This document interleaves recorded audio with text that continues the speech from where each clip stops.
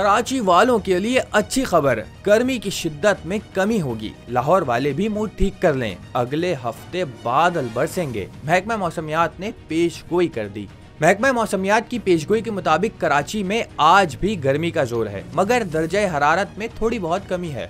ज्यादा से ज्यादा दर्जा हरारत 36 से 38 डिग्री सेंटीग्रेड के दरमियान रहा और नमी का तनासुब 75% होने की वजह से पसीने भी छूटे। कराची वालों के लिए बारिश का कोई इम्कान नहीं, सिर्फ धूप और गर्म हवा का सिलसिला जारी रहेगा। लाहौर में भी सूरज ने अपनी तेज धूप में कमी की है, मगर वो अब भी अपना राज कायम किए हुए है। आज लाहौर का दर्जा हरारत 38 डिग्री तक रिकॉर्ड किया गया और हल्की हवाएं चलने से मौसम में थोड़ी बहुत बेहतरी आई। अच्छी खबर यह है कि आइंदा हफ्ते लाहौर में बारिश का इम्कान है, जो गर्मी की शिद्दत को कम करके दिल को ठंडक पहुंचाएगी। तो कराची वाले पसीने पोंछते रहें और लाहौर वाले छतरी तैयार रखें।